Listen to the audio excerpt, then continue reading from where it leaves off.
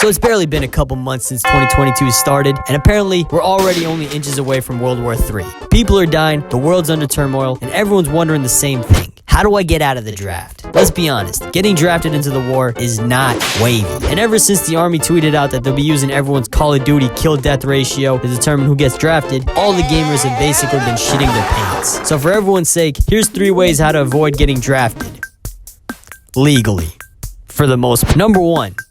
Develop scoliosis. According to the military code, if your lumbar scoliosis is greater than 20 degrees when measured by the Cobb method, then you're disqualified from military service. So this means for my fellow scoliosis viewers, you're off scot-free. However, since scoliosis only affects like 2% of the entire population, I'm assuming the rest of you are wondering, what the fuck? How is this supposed to help me? Well, if you don't have scoliosis, might I recommend giving yourself scoliosis. Fuck up your posture. Have you guys ever read Diary of a Wimpy Kid? You see that dude's back? That's exactly how you gotta be. In fact, let's take it a step further. Always sit at a 90-degree angle. And I don't mean like this. I mean 90 degrees from the middle of your spine. Really ruin that shit. And while you're at it, when you're sitting, always make sure you're looking down at your phone so you can even exaggerate your nerd neck. Ideally, you want to have the same body language as a turtle. Number 2. Cut off a limb. Now, according to military code, not having all limbs is a big no-no if you want to get drafted. In fact, any absence of a hand or any part of a hand is disqualified. So, technically, the fastest way to get exempt from the draft is simply to just cut off your hand. But let's be honest, chopping off your limb is not wavy, so that's not gonna fly. Let's think outside the box. Why not, rather than cutting your limb off, cut someone else's limb off? According to the military code, they can't draft you in the war if you're incarcerated. Yes, this means you're probably gonna end up in prison. Yes, this means you're probably gonna end up dropping the soap,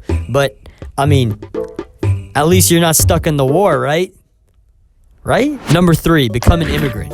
Now, if you're fortunate enough to be an immigrant already, you don't have to worry about being drafted since you weren't born in the US. However, if you were unlucky enough to be born in the great US of A, you might actually have to be drafted. So, well, if you aren't an immigrant, why not become one? Move to a completely different country. How about Canada? It seems like a great idea, right? No. As we all know, moving to another country is not wavy. I mean, you're gonna be away from home, everything's gonna feel different, and worst of all, Canadians are annoying as fuck. But don't worry, I've actually made a slight adjustment, and now we have a thing you can do. Number 3.5, complete domination. You see, while Canadians are annoying as fuck, we have to also remember that they're also Canadians. And according to recent studies, the average Canadian's muscle mass is only that of 1,000th of the average person. This compounded with the fact that Canada has a population of about 38 million, this means that we only need like 38,000 people to take over the entirety of Canada. Under our control, we can change Canada to Fug Canada, or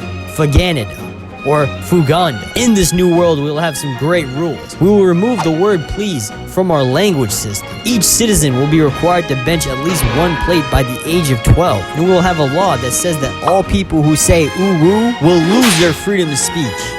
The deal is on the table. Time is ticking. Are you gonna join the revolution or fall behind?